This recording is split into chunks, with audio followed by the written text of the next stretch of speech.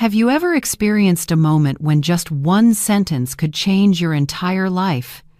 I had that moment on a Tuesday morning, sitting in a black leather chair at a downtown Chicago bank branch, holding a folder that contained 40 years of my life. 40 years of work reduced to a few pages of statements, numbers, and one transfer order worth $450,000, my entire life savings. My name is Ann Miller, 61 years old. Until that day, I believed that being a mother meant giving everything, even when your child trampled your dignity without a hint of remorse. For decades, I thought maternal love was unconditional, that children would always value and protect it. I was wrong. When my phone buzzed, I saw my only son's name, Daniel. I had raised him alone after my husband, John, passed away when Daniel was 9. My heart beat faster, not out of worry but because it was rare for him to reach out first. Since marrying Emily, our conversations had grown distant and shallow, like when someone only remembers you when they need something. The message read, "Mom, about Emily's birthday dinner tomorrow night at Maple and Vine. Please don't come.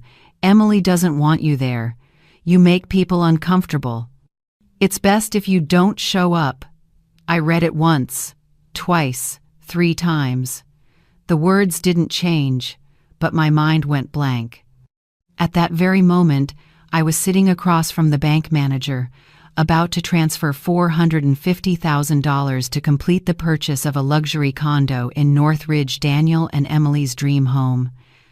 And right as I was signing the papers, my son sent a message telling me I wasn't welcome in the very family I had helped build. The irony was so bitter it was almost laughable. I was about to hand over every dollar I had ever saved to secure his home while being erased from his life. "Are you all right, Mrs. Miller?" Gerald, the bank manager, asked when he saw my face go pale. I wasn't all right, but something inside me cracked open. For the first time, I understood the difference between being a mother and being a doormat. "May I make a phone call?" I asked, stepping into the private area.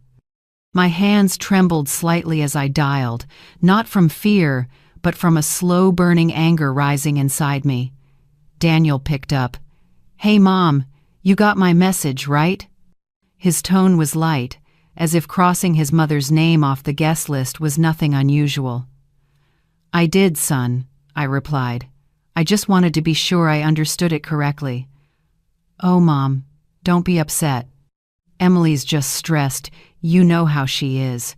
She's a perfectionist, and tomorrow she's hosting some important people, coworkers, clients.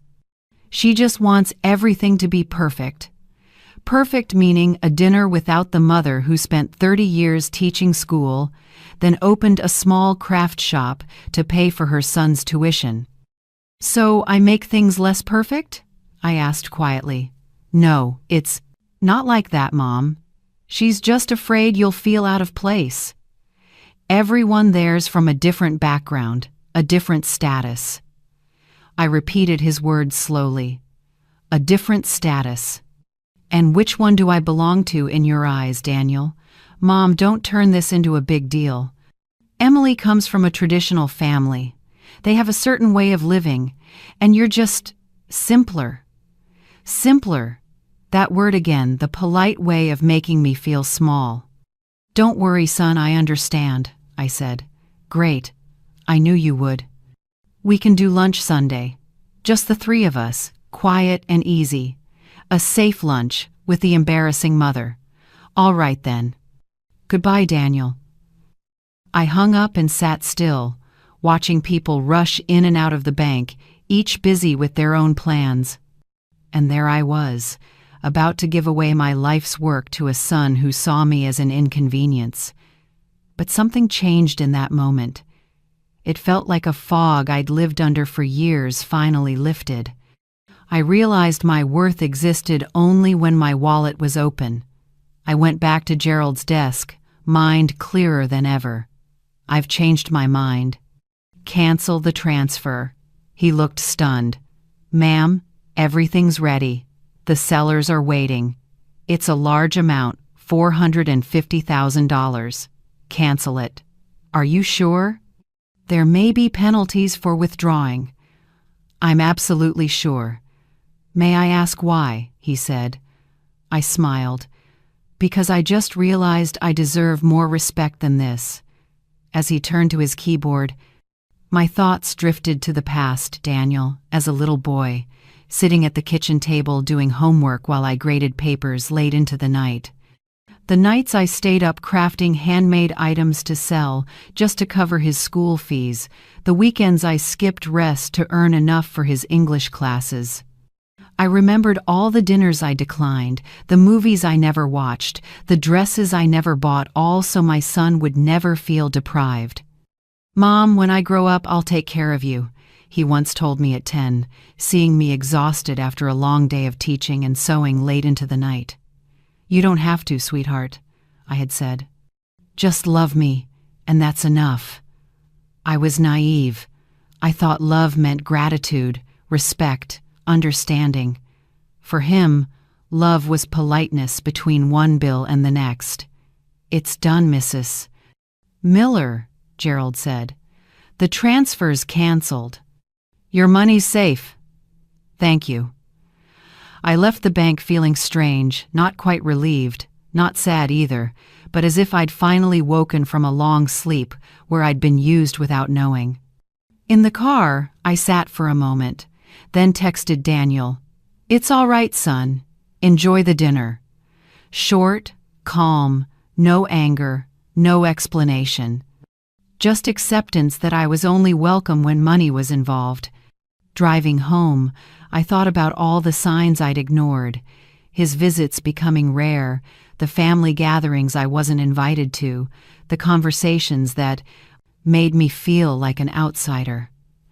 I remembered last Christmas, when I brought an entire homemade feast I'd spent 2 days preparing, and Emily opened the door saying, "Oh, Mrs. Miller, you shouldn't have. We already ordered catering. Now we'll have too much food." As if my love, too, had an expiration date. Or the time Daniel introduced me to a colleague. "This is my mom. She runs a small craft shop." Not the single mother who raised me with her own hands. Just a small shop, enough to erase every sacrifice. That quiet dismissal had chipped away at me like water eroding stone. First, "Mom, that place isn't really your style." Then, "Mom, that restaurant's pretty upscale." And finally, "Mom, you make people uncomfortable." When I got home, I sat on the porch, the same spot where John used to read the paper every Sunday morning. If he were alive, what would he say? Probably that I'd endured too much for too long. He used to warn me, "Anne, you've got a kind heart, but don't let anyone use it against you." He'd always known my weakness, that I mistook love for endless tolerance. He tried to teach me that self-respect was part of love, but I thought that was selfish. Now I understood the line between kindness and foolishness, and I had crossed it long ago. The phone rang. It was Daniel. He must have already heard from the real estate office. "Mom," the company called. "They said the transfer was canceled. Must have been a bank error." "Not an error, Daniel." Silence filled the line. "What do you mean, not an error?" "I canceled it." "You did what? Why?" "Because I changed my mind." "Mom, that's ridiculous." We already planned everything, the house, the furniture, even the curtains Emily picked out. Your plans, Daniel, not mine. But you promised to help, and I have helped for 30 years. Now I'm tired. Tired of what? Tired of being treated like a problem to fix instead of a mother to respect. The silence on his end told me he understood exactly what I meant. He knew that his text and my decision were connected.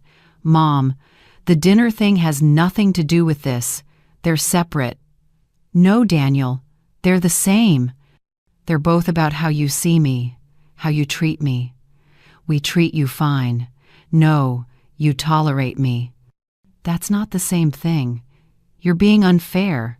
Unfair is getting a message that I'm excluded from my own family on the same day I was about to give away my life savings for your new home.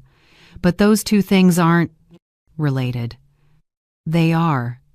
They're both about respect, gratitude, and dignity. I didn't know then that canceling that transfer would only be the beginning, the start of a story far more complicated, filled with betrayal, shocking discoveries, and consequences I never imagined I'd be strong enough to orchestrate. A few weeks later, I learned something about my son that shattered everything I thought I knew about him and about myself.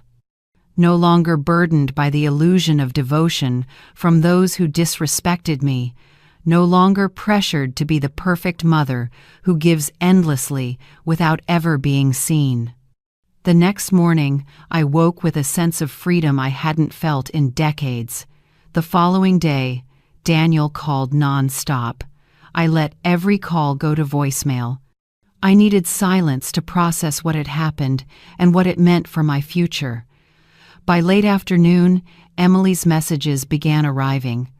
Polite at first, then frantic.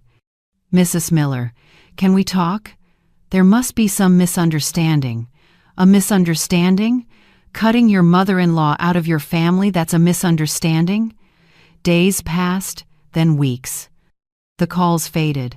I returned to work at my small craft shop, Golden Hands, where I had turned my passion into a living after retiring from teaching. My best friend, Linda, who owns the bakery next door, was the only one I confided in. "You did the right thing, Anne," she said one Saturday morning over coffee. "It's about time they learned you're not an ATM on legs." At the end of that month, I received an unexpected call, not from Daniel or Emily, but from Gerald, the bank manager. "Mrs. Miller, I need to see you in person. It's a delicate matter. I can't discuss it over the phone." His tone made me uneasy. We scheduled for Monday morning. When I arrived, instead of taking our usual seats, I was ushered into a private conference room. Gerald was already there with a woman in a gray suit who introduced herself as Mariana from internal auditing. "Mrs. Miller," she began gently, "what I'm about to say isn't easy, but I need your full attention." My heart raced. I assumed it had to do with the canceled transfer, maybe a fee or some policy issue. "After you canceled the $450,000 transaction, our security system triggered a standard review," Gerald explained carefully. "We discovered an unusual withdrawal pattern, small, regular transactions every month for 5 years. Withdrawals? But I haven't taken out any money." "Exactly. That's what's strange," Mariana said, sliding a folder toward me. "We found transfers of about $2,000 each month to a business account, all bearing your signature." I opened the folder and stared at dozens of forms, each with a signature that looked almost identical to mine. Almost. The differences were subtle, but there. "That's not my handwriting." "We know," Gerald said. Our handwriting specialists confirmed their forgeries, sophisticated, but still fake. "What does that mean?" I asked, though part of me already knew.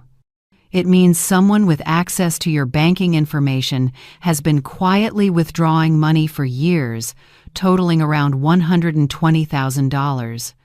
I could hardly breathe. The room seemed to disintegrate. Spin. Where did the money go? Mariana slid over another paper. "To a business account named Preston Architecture and Design, opened 5 years ago. Preston, Emily's maiden name. The company she proudly claimed to have built from scratch. Does your son have access to your account?" "Not officially," I said, "but he used to come with me to the bank. He knows everything, the account details, the paperwork." They exchanged a look, and Gerald said quietly, "By policy, we're required to report this to the authorities." But since it involves family, I can give you 48 hours before we file." I left the bank on unsteady legs, my heart sinking. Not just because of the money, though $120,000 was a huge part of what I had worked for, but because of the betrayal, a deliberate theft, carried out for years. My own son, the boy who once promised to take care of me, had been forging my name to send money to his wife. I drove to Grant Park without thinking, just needing air. Sitting on a bench overlooking the lake, I let the tears fall not out of sadness but fury, a deep, raw anger I'd never felt before. My phone rang. "Anne, where are you?" Linda's voice asked. I stopped by the shop. "Your clerk said you weren't there." "Linda, could you meet me by the lake? I need you." Less than an hour later, she was sitting beside me, quietly listening as I told her everything. When I finished, she took my hand. "What are you going to do?" A simple question, yet heavy. Take it to the police? Maybe. But I knew how that would end, Daniel fined, Emily pretending innocence, and me becoming the pitied mother who turned in her own son. "I think I'm going to teach them a lesson," I said, surprising myself with how calm I sounded. "What kind of lesson?" "I don't know yet, but one they'll never forget." In the days that followed, an eerie calm took over me. I called Gerald and asked for one more week before he filed the report. "I'll handle it myself," I told him. He hesitated, then agreed. That entire week, I studied everything about Emily's company clients, projects, finances. I visited their small office in Lincoln Park, observed their routines, tracked their debts and contracts. Knowledge is power, and I was gathering every piece of it. On the fourth day, I met Mr. Lawrence Barnes. He walked into my shop looking for a retirement gift for his secretary. "I want something that shows appreciation and dedication," he said.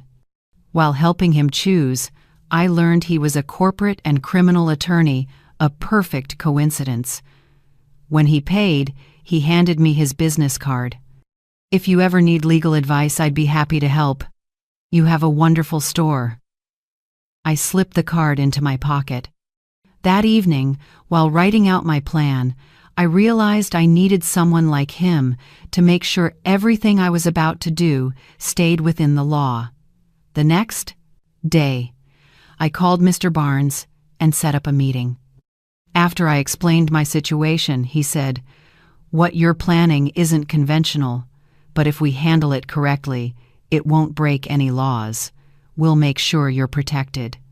With his guidance, I prepared 3 documents: a detailed report of the embezzlement, a written confession of complicity, and a transfer agreement assigning full ownership of Preston Architecture and Design to me. Everything was executed legally, even if the path there wasn't exactly moral. The next step was the invitation. I called Daniel on a Thursday evening after 2 weeks of silence. "It's Mom." He sounded surprised. "Mom, are you okay? I've been worried. You just disappeared." "I'm fine. I just needed time to think things through." "I understand," he said carefully, as if stepping on thin ice. "I've thought about everything, the apartment, all of it," I told him. "Maybe I overreacted. I want to talk to you and Emily in person. Maybe we can start over." His voice softened, relief seeping in. "Of course, Mom. Whenever you want, we can come to your place, or you can come over to ours." "Actually," I said, "I think we should meet somewhere neutral. Maybe dinner. At Maple and Vine, I remember that's Emily's favorite place." There was a short silence. He must have caught the irony in my suggestion, the very restaurant where they once told me not to come. But the thought of regaining the money for the apartment must have outweighed his discomfort. "That's perfect, Mom. Emily will love that." "Good. I'll make the reservation for Saturday night." "Thank you for reconsidering, Mom." I hung up, feeling a mix of sadness and resolve. My only son was about to face the truth, but there was no turning back. Some wounds run too deep for forgiveness. 2 days later, every detail of the plan was ready. I booked a quiet corner table at Maple and Vine, worked with Lawrence to finalize the paperwork, and rehearsed every word I would say. I asked Linda, my closest friend, and the one who knew everything, to be nearby in case I needed support afterward. That Saturday night, I dressed neatly, not to impress, but to feel strong. I chose a dark blue dress with a simple cut, the silver earrings my late husband John had given me on our last anniversary, and a soft red lipstick. I wasn't dressing up for them. I was dressing for battle. I arrived 20 minutes early. The waiter led me to the reserved table in the corner, overlooking the gardens sparkling with string lights. At 8 p.m. sharp, I saw Daniel and Emily walk in. He was punctual, as always, a habit I had taught him since he was little. I watched as they approached. Daniel looked tense, but tried to appear hopeful. Emily smiled perfectly, but her eyes were cold. She wore a fitted black dress, delicate jewelry that I knew for certain had been bought with my money. "Mom!" Daniel hugged me tightly. "It's wonderful to see you again, Mrs. Miller," Emily said, shaking my hand politely. "You look lovely tonight." "Thank you, both of you do too." We sat down and ordered drinks. I asked for a glass of red wine, something I rarely drank, but tonight I needed courage. At first, the conversation was stiff. They talked about the weather, the food, small talk. I deliberately avoided mentioning money or the apartment, letting them grow uneasy on their own. After the main course was cleared, Daniel finally spoke. "Mom, about the apartment. We wanted to say we understand your reaction. That text was awful. The timing was bad. We're really sorry." Emily chimed in. "Yes, Mrs. Miller, it was my fault. I was stressed about everything and spoke without thinking. Of course, you're always welcome in our home." "I understand," I said calmly, taking a sip of wine. "Everyone makes mistakes." Daniel took a deep breath. About the apartment deal, the developer agreed to reinstate the contract with only a small penalty. "But actually," I interrupted gently, "I've thought about it, and I've decided to help you both buy the house." Their faces lit up, visible relief washing over them. "Mom, that's wonderful. I don't know how to thank you. It matters to me too," I smiled. Family is still family. I reached into my purse and pulled out a black folder. "I also brought a few papers, so everything is clear this time." Daniel frowned slightly. "Mom, that's not necessary. We can just go to the bank." "It's just a draft," I said. "So everyone understands the terms before we involve the bank." A simple agreement between us. I laid 3 contracts on the table. They're straightforward. They outline my contribution and your responsibilities. My lawyer, Mr. Lawrence Barnes, helped me prepare them. Emily's brow furrowed. "You have a lawyer?" "There's a lot you don't know about me," I said, smiling slightly. "Just read carefully and sign, then we can process the transfer on Monday." Daniel skimmed through the pages, his usual habit whenever money was involved. Emily read slower, though I could tell she wasn't paying attention to details either, only the outcome. "Everything looks fine," Daniel said, picking up the pen. "Are you sure you've read it properly?" I asked. "There are a few special clauses about what happens if the agreement is broken." "Mom, I trust you." Those words stabbed me. I had once trusted him too, and he had betrayed me for 5 years. Daniel signed all 3 copies and handed them to Emily. She hesitated for a moment, then signed as well. I placed the folder carefully into my bag. "Good," I said, taking a breath. "Now we can talk for real. "What do you mean, Mom?" Daniel asked, the smile fading from his face. I pulled out another folder, a red one. "You just signed 3 very percent. Interesting documents," I said evenly. "The first one, Daniel, is a confession detailing how you forged my signature for 5 years to withdraw about $120,000, transferring it into Emily's company." His smile disappeared. Emily's face turned pale. "The second document," I continued, "is your signed statement, Emily, confirming that you knew the origin of the funds and agreed to use them to start your architecture firm. What are you talking about?" She stammered. "And the third document," I said, "is the transfer of full ownership of Preston Architecture and Design to me, effective immediately."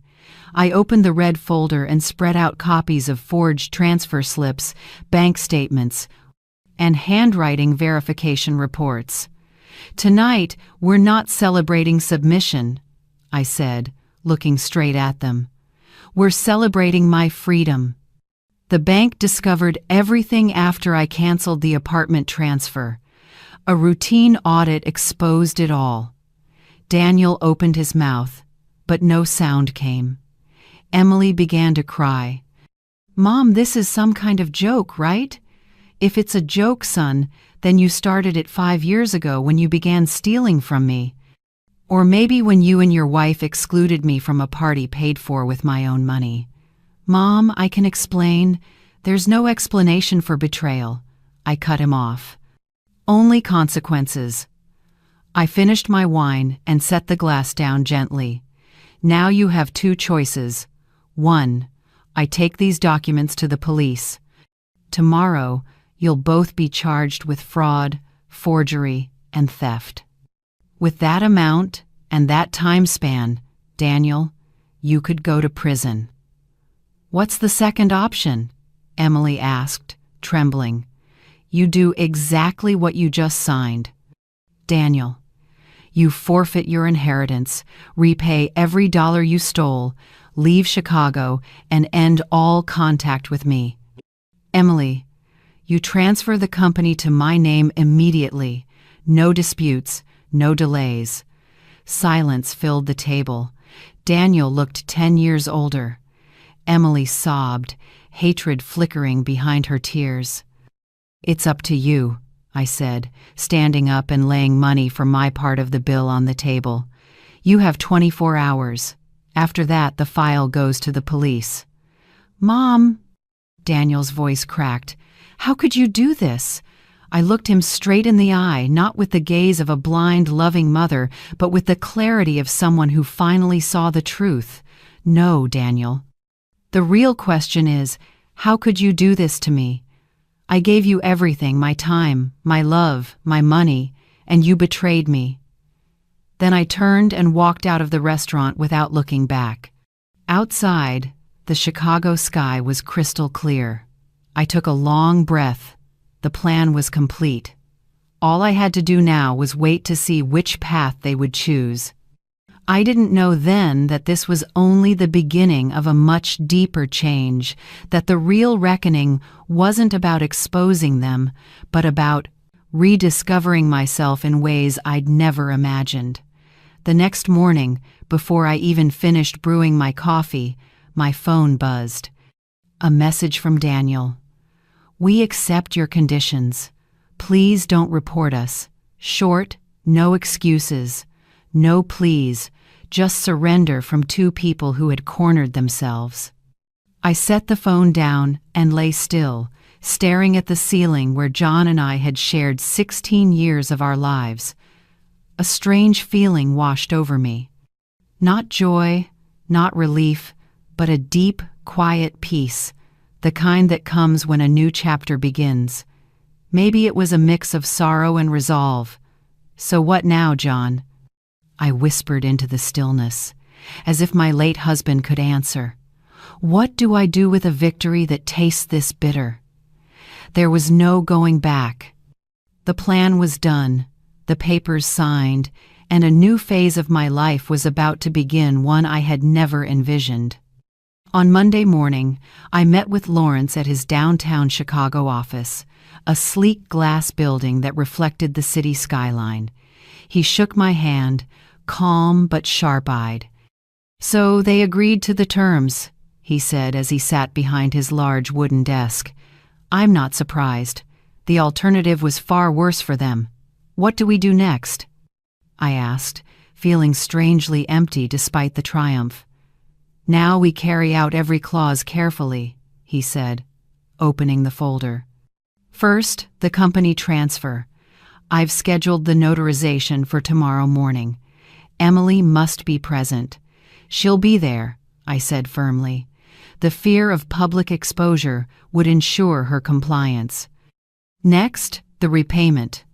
$120,000 is a lot. I doubt they can pay it all at once.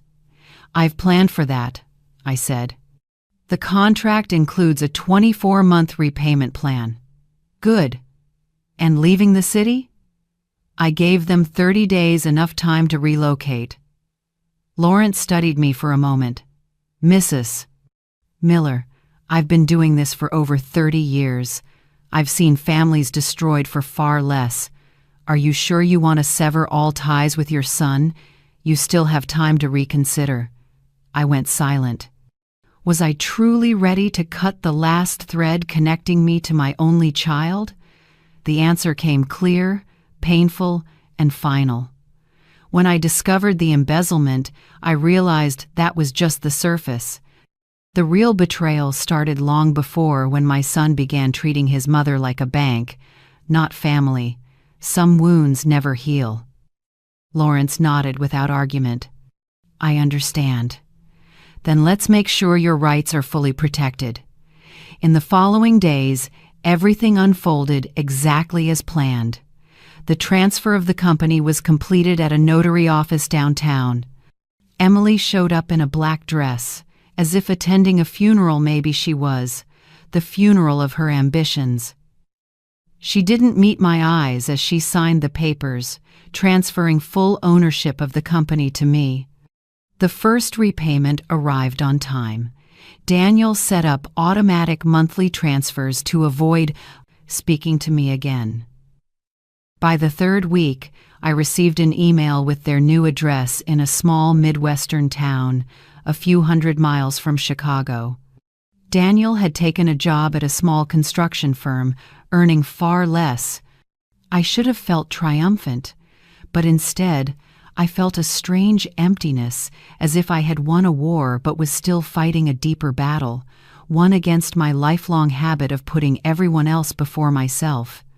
That Friday evening, as Linda and I were closing our shops, she looked at me and asked bluntly, "So what now, Anne? You gonna sit around staring at clouds for the rest of your life? Or do something with that company that just fell into your lap?" I hesitated. Do something? I don't know anything about architecture or interior design. "So what? You know business. You built your craft shop from scratch. Now you have the money to hire the right people. Why not use it to start over, to continue a business that was built with stolen money?" Linda rolled her eyes, her voice firm. "No, silly. To turn it into something entirely new, something that belongs to you." That sentence planted a seed in my mind. A few days later, I began to see the company not as a symbol of betrayal anymore, but as a new opportunity. The next morning, I went to the company's office for the first time as its owner. It was a small but beautiful building in Lincoln Park. A young secretary named Rachel greeted me with visible unease. "Good morning, Mrs. Miller. Emily left all the files you requested." "Thank you. How long have you been working here?" "Almost 3 years, ma'am." "Do you like your job?" She hesitated. "I do, but I'm a little worried about the changes." "That's understandable." I looked around at the walls covered with photos of luxury design projects. Who are the company's main clients? Mostly luxury apartments, villas, and townhouses for the upper class on the north side. What about community projects or affordable housing designs? Rachel's eyes widened. We've never done that kind of work. I see. All morning, I reviewed the client list, ongoing projects, and the company's finances. It was smaller than I had imagined, but still profitable and full of potential. Everything looked elegant but lacked heart, the kind of cold beauty meant for people with money. When I went out for lunch, I walked down the street and saw the cramped temporary housing blocks in the distance, a stark contrast to the luxurious drawings I had just reviewed. In that moment, the idea began to form. What if I turned this company into something completely different? A business that still served wealthy clients, but used part of its resources to help those who needed it most, creating affordable housing designs, functional living spaces, and offering training for underprivileged youth. I went back to the office, called Rachel in, and said directly, I plan to restructure the entire company. We'll keep our current projects, but our future direction will be completely different. Different how? She asked. A company that balances profit with social impact, creating accessible design for the community, consulting on housing for low-income families, and opening architecture training programs for young people. Rachel looked at me for a long moment, then smiled softly. Honestly, that's why I studied architecture in the first place. I only worked on luxury projects because there were no other options. So, you'll stay? Yes, and I know a few others who share the same vision. In the following weeks, I threw myself into work. I hired 2 young architects recommended by Rachel, talented and passionate about social projects. I asked Lawrence for legal advice and studied business models that combined profit with community contribution. The old company name had to go. It carried too much darkness. After much thought, I chose a new one: New Spaces, Architecture and Social Transformation. The new logo was designed by a young student from the city's South Side, modern, yet full of human warmth. Linda, with a lifetime of business experience, became my most trusted partner. One afternoon, while we were talking in my kitchen, she said, "You need a launch event, something that proves this isn't the same company anymore. It's a new beginning. I don't know if I'm ready." "You are, and it has to be big. Invite the media, reporters, community leaders, let people see you're serious." The thought scared me a little, but she was right. I needed to do this not just to promote the company, but to mark my own rebirth. We chose to hold the event in a month, enough time to prepare, but not long enough for me to back out. The event would take place right at the company headquarters, fully renovated to reflect our new vision. During preparations, a bold idea came to me. I sent formal invitations to Daniel and Emily. "Are you sure?" Lawrence asked. "That's a bit provocative." "No," I said. "It's a statement. I want them to see that from the ashes of betrayal I can build something good. That the money they once took is now serving a higher purpose." He didn't approve, but he respected my decision. The week of the event passed like a whirlwind. Renovations finished just in time. The catering team was hired from a culinary training program for disadvantaged youth. The guest list grew longer than expected, including many curious about the 61-year-old woman making waves in Chicago's architecture scene with a new vision. A local TV station even requested a live interview during the event. "You'll do great," Linda reassured me. "Just speak from the heart." On the morning of the event, I woke before dawn. Sitting on my porch, I watched the city slowly wake and thought about how far I had come from a retired teacher pitied by her own son to a woman launching a company with a social mission. From victim to leader, I chose a blue suit I had bought especially for that day, not to impress, but to feel steady and confident. I put on small silver earrings and light makeup. When I looked in the mirror, I saw a woman I barely recognized, not because of how she looked, but because of the energy radiating from her, a mix of strength and calm I had never felt before. The launch event was in the evening, and I arrived several hours early to oversee the final preparations. The office looked completely transformed. The white walls were replaced with vibrant colors, adorned with paintings by community artists and boards showcasing our social projects. One corner displayed models created by public school students during their workshops with our architects. As guests began to arrive, journalists, architects, representatives from social organizations, and industry professionals, Rachel and my new team moved around the room, presenting the company's vision, exchanging cards, and building connections. While speaking with a representative from the Department of Housing Development, I saw Daniel and Emily walk in. They looked tense and out of place, as if they had stepped into a world that no longer belonged to them.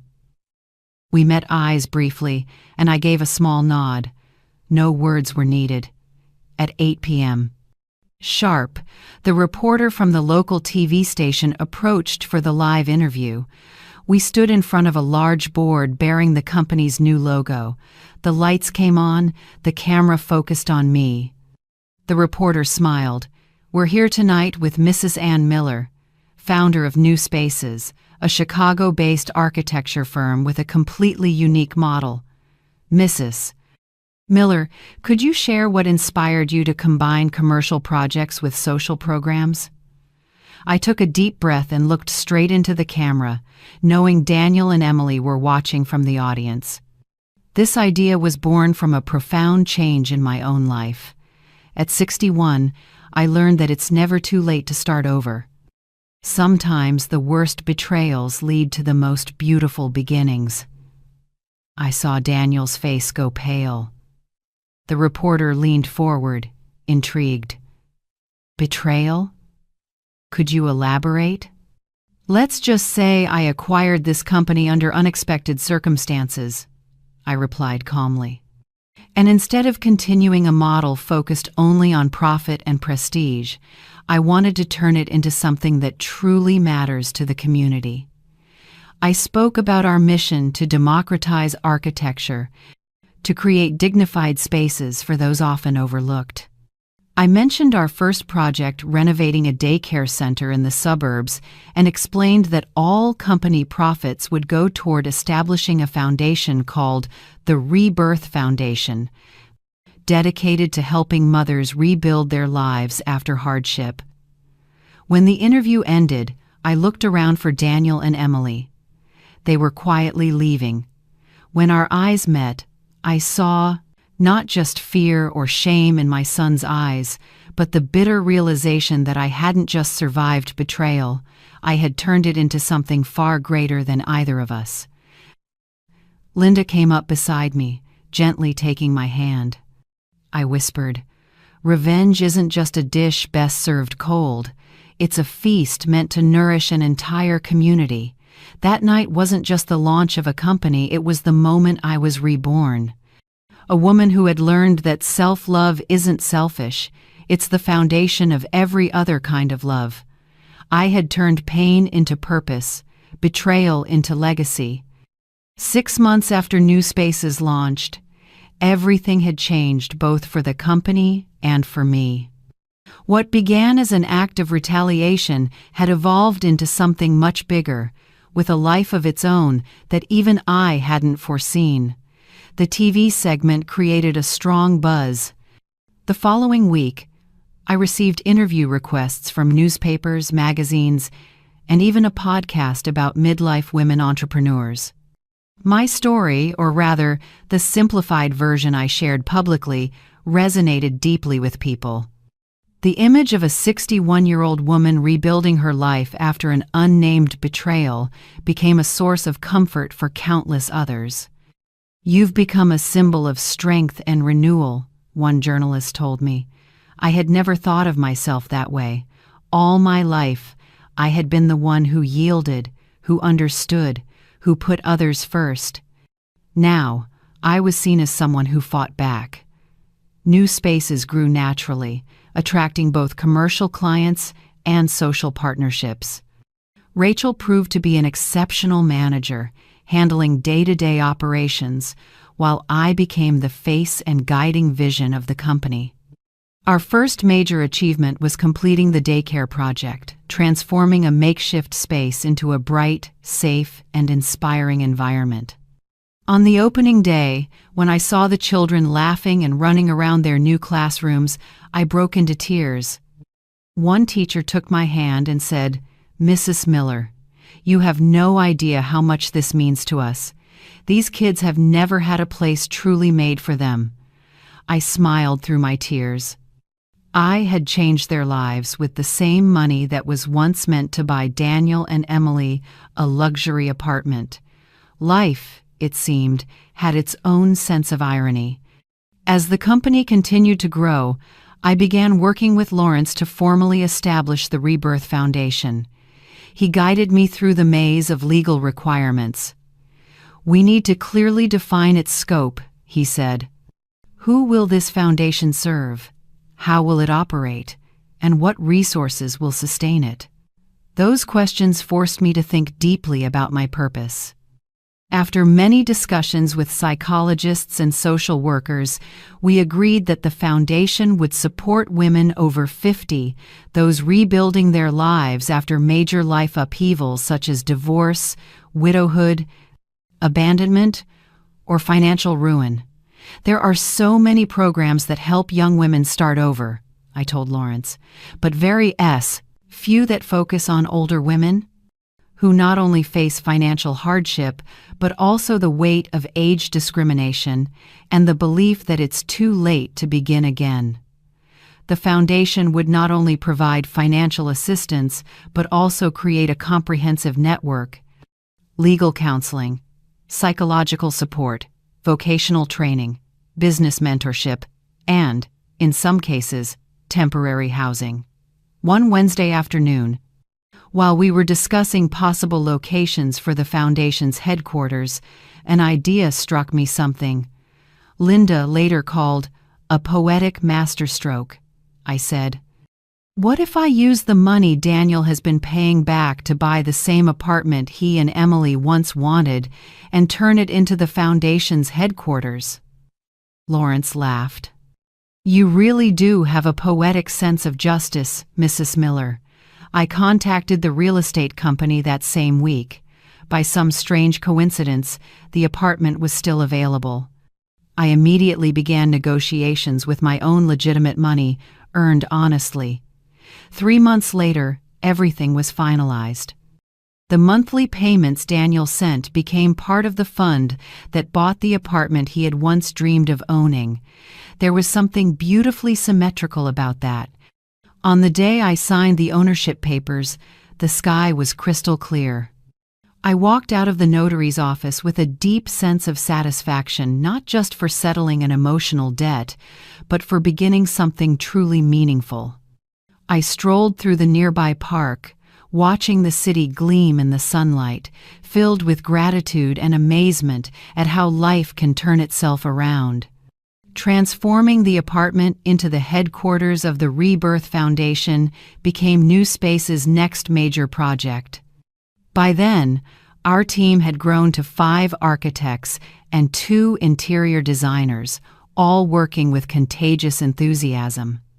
I told them, "We're not creating a place that looks like a support center, we're building a space for rebirth." These women aren't seeking pity. They're seeking a chance to regain their dignity. We chose a modern design infused with the warmth of home. The space would be flexible for one-on-one counseling, workshops, and skills training. The rooftop was turned into a healing garden where women could tend to plants and witness new life take root.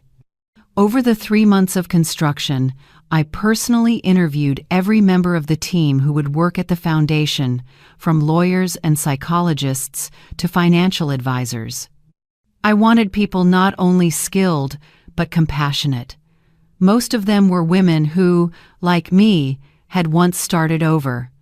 "Why did you decide to do this?" asked Gloria, a 58-year-old psychologist, during her interview. "Have you ever had to start over yourself?" I paused for a moment, then replied, "I discovered that my only son had deceived me and stolen my money on the very day I was about to transfer all my life savings to buy him an apartment."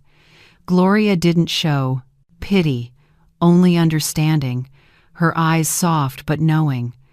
When she asked how I managed to turn such pain into something positive, I simply smiled.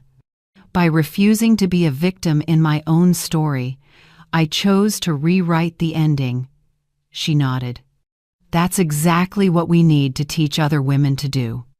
The grand opening of the Rebirth Foundation was held on a date full of meaning, exactly 1 year after the night Daniel texted me, telling me not to come to Emily's birthday dinner.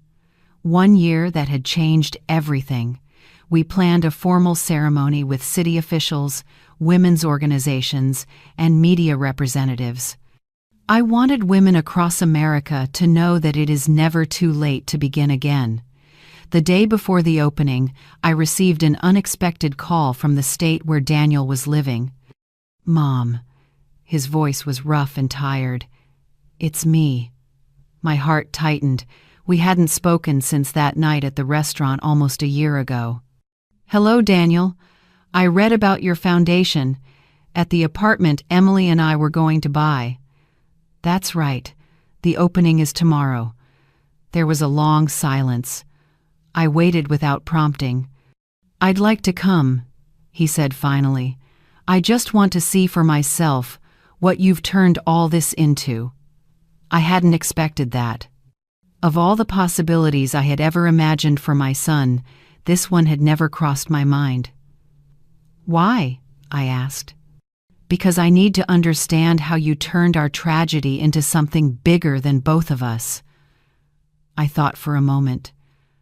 I had never planned to let him attend such an important day. But maybe there was meaning in letting him witness the outcome of his own betrayal. "You can come," I said, "as a regular guest. No special attention, and Emily must not be with you." "We're no longer together," he said quietly. 4 months ago. She said she couldn't live with a man who had lost everything: money, status, and his mother. Part of me felt satisfied. Emily had finally shown her true colors. But another part, the mother still inside me, felt a faint ache of sympathy. "I'm sorry," I said, unsure if I meant it. "Don't be. You were right about her, right about many things." The next morning, the sky over Chicago was bright and blue, as if the city itself wanted to celebrate with me. Everything in the Rebirth Foundation headquarters was perfect, every detail arranged to convey our message of dignity, renewal, and hope. I arrived early, wanting a moment of quiet before the crowd arrived. I walked slowly through each room, remembering the journey that had brought me here. The walls, once meant to showcase Daniel and Emily's luxury, now stood as a haven for women learning to rise again after devastation. The ceremony began right on time. The spacious living area, now a multi-purpose hall, was packed. I recognized many familiar faces, people who had stood by me through this journey. Linda sat in the front row, elegant, in her teal outfit. Attorney Lawrence stood toward the back, quietly observant, his sharp eyes missing nothing. Rachel and the New Spaces team were by the garden, chatting warmly with guests. I scanned the room and found Daniel leaning against the far wall, wearing a simple shirt and jeans, a far cry from the polished man he used to be. When our eyes met, he gave a slight nod. I returned it, calm and steady. I stepped up to the small podium, strangely at peace. "Every woman here carries invisible scars," I began. "Traces of pain, betrayal, broken dreams. The question isn't whether we get hurt, that's inevitable, but what we choose to do with our wounds." I spoke about rebirth, about turning pain into purpose, about doors that open in the ashes of lost faith. The Rebirth Foundation was born from a deep wound, but I chose to make it a place of healing for others. This isn't just a building. It's a symbol of choice, the choice not to be a victim, but to keep writing your own story. As I spoke, I could feel Daniel's gaze on me, filled with shame, regret, and a touch of admiration. After the ceremony, he came over. His face looked older, with lines of weariness and silver strands in his hair. "It's hard to believe, Mom. You turned something terrible into something extraordinary." "Thank you," I said softly, offering no further words. Between us still lay a gulf of hurt, but somewhere a fragile bridge had begun to form. If I told you I finally understand everything, that I know how deeply I hurt you, would you believe me? Understanding is the first step, Daniel. The first step toward what? Maybe toward yourself becoming a better man. He nodded, his voice low. Did you plan all this from the moment you canceled the apartment transfer? Did you already have this vision in mind? I smiled. No. Back then, I only knew one thing: I wouldn't let anyone make me feel small again. Everything else came one step at a time. A reporter approached, asking for an interview, and Daniel stepped back. "Maybe. We'll talk later," he said. "Maybe," I replied, making no promises. While I was answering the reporter's questions, I saw him slip quietly out of the hall. I didn't know if we would ever truly reconcile. But I realized I wasn't living for revenge anymore. I was living for purpose.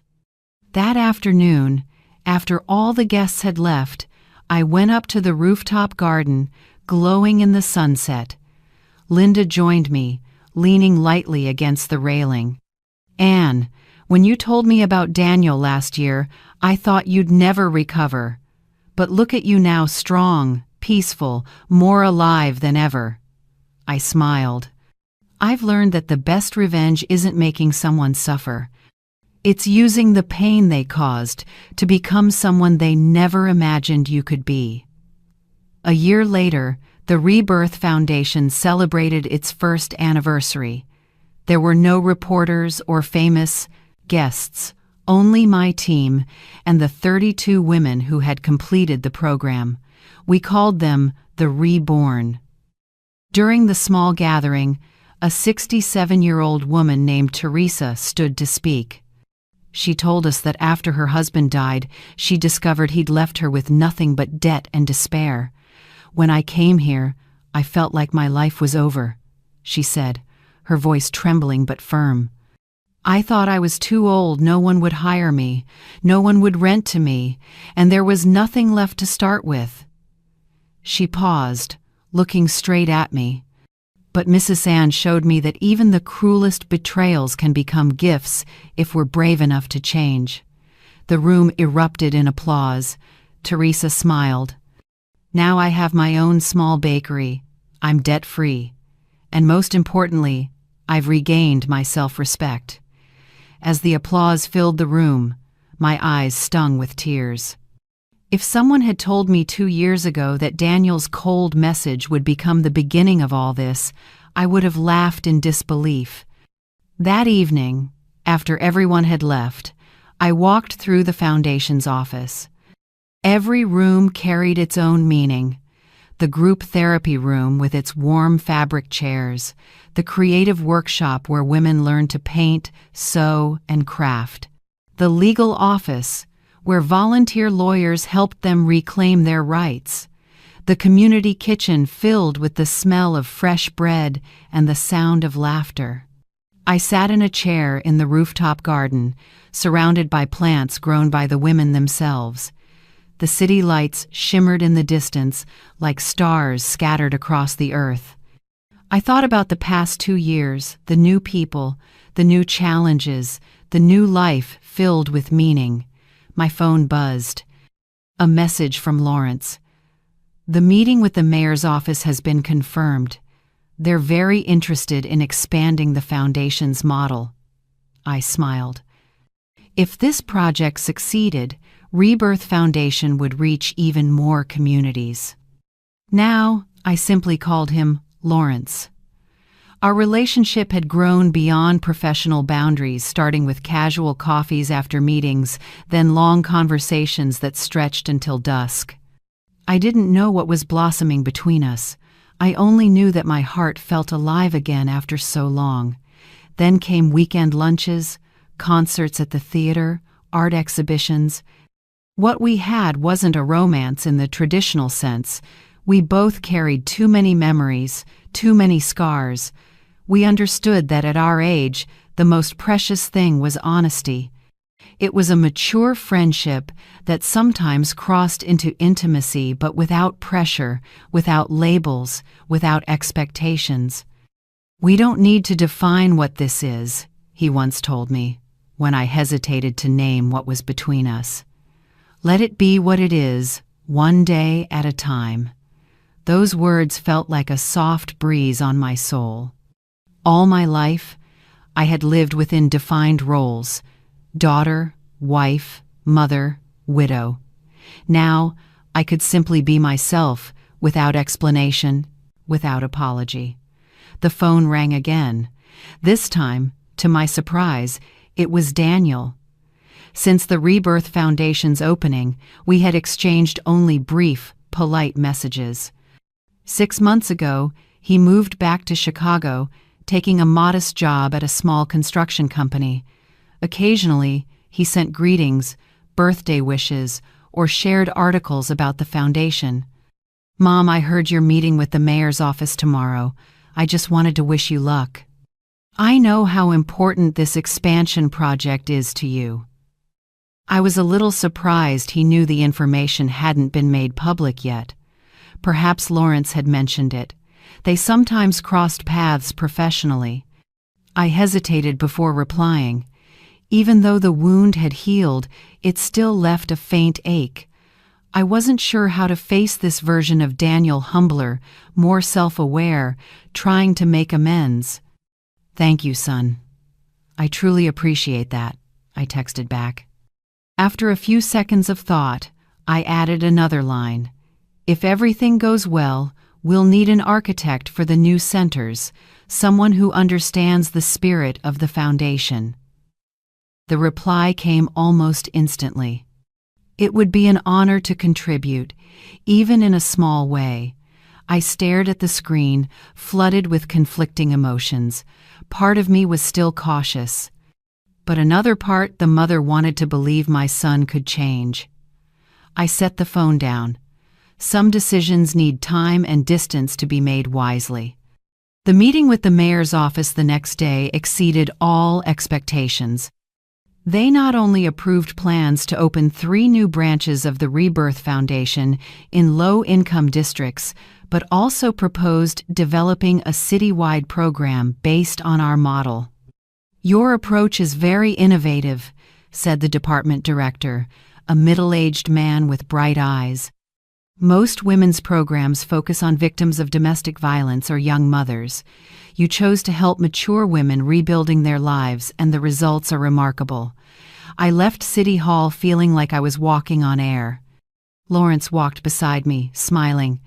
"You deserve this, Anne. This is a turning point." We chose a small Italian restaurant to celebrate.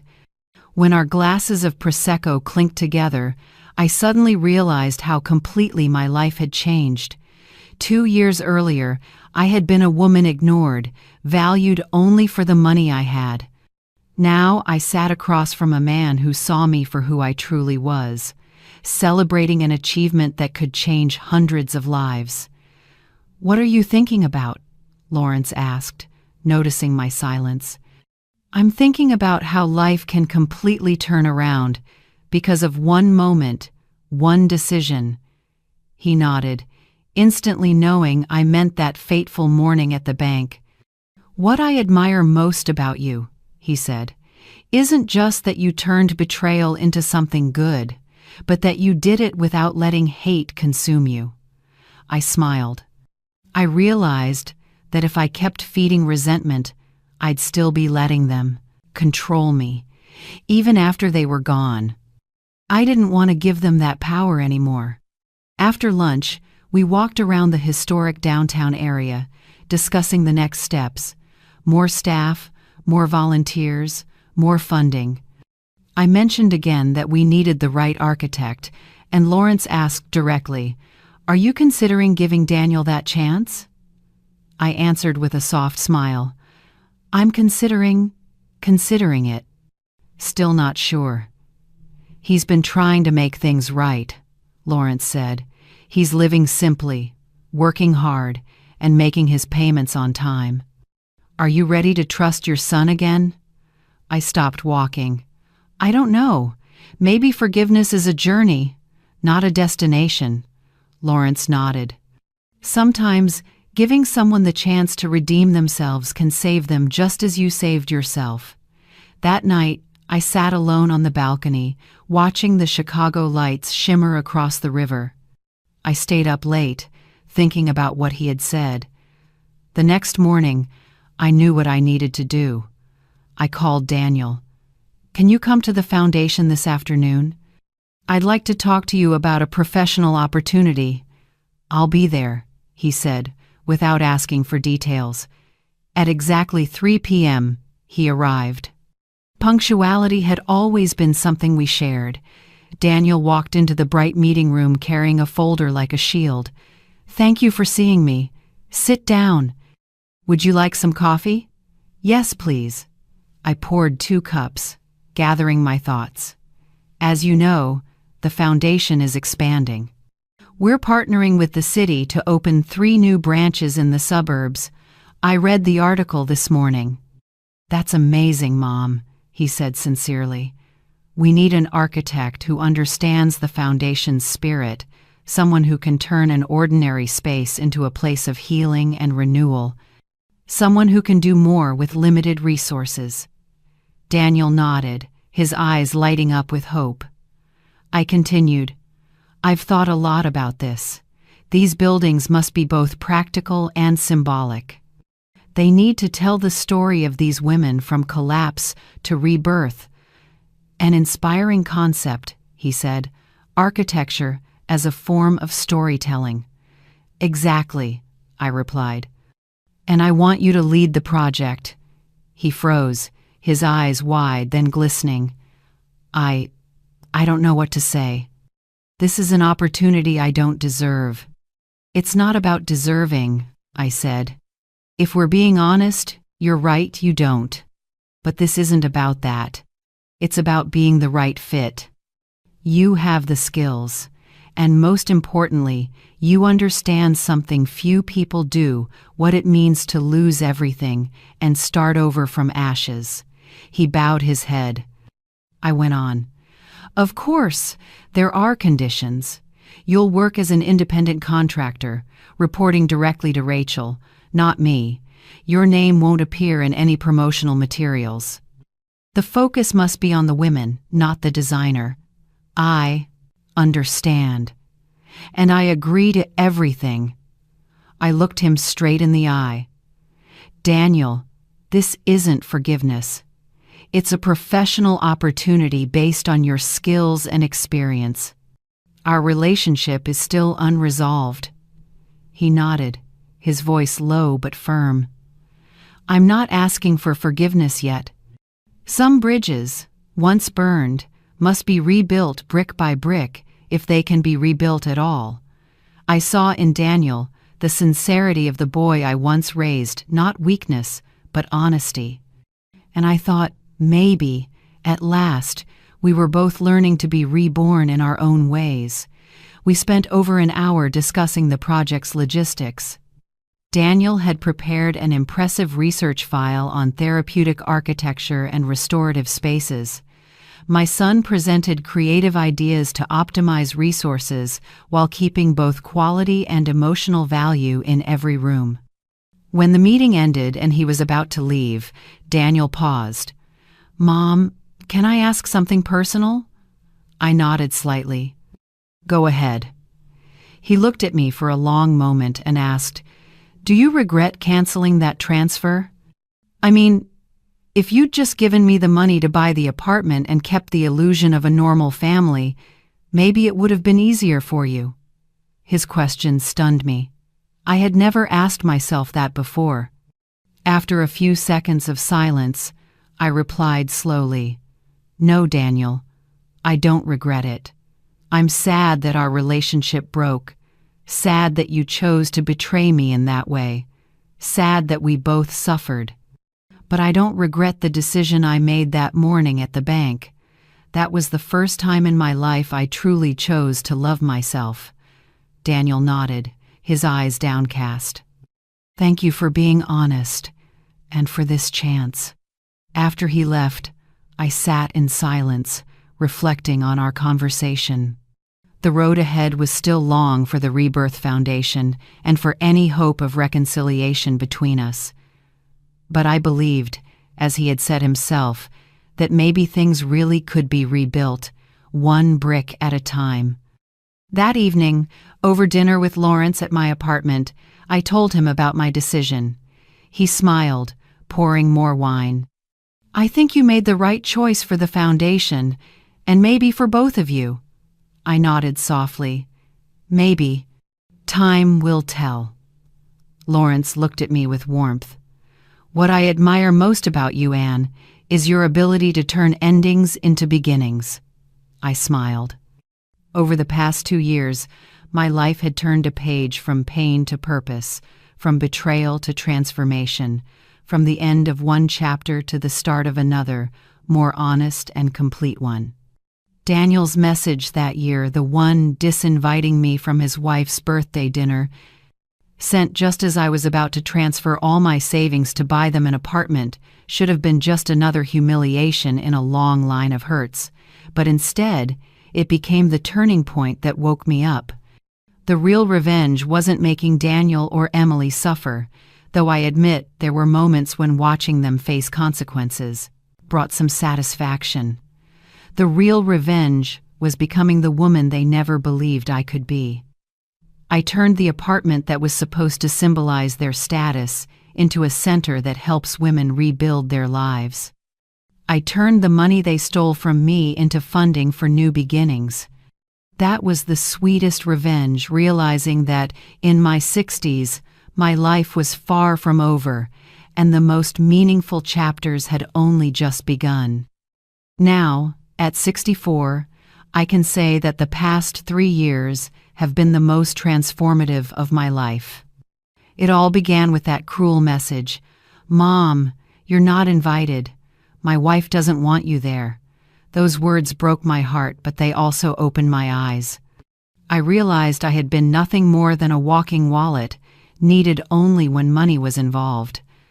That day, at the bank branch, I looked at the computer screen and canceled the transfer. I had no idea that decision would expose years of secret withdrawals Daniel had made from my accounts. I couldn't have imagined that the victim would become the author of her own story, or that from those ashes, something like the Rebirth Foundation would emerge. Life is strange. What was once meant to be a luxury apartment for my son and his wife is now the heart of a foundation that helps middle-aged women rebuild their lives. The company Emily built with my stolen money now helps sponsor our community design projects focused on humane architecture.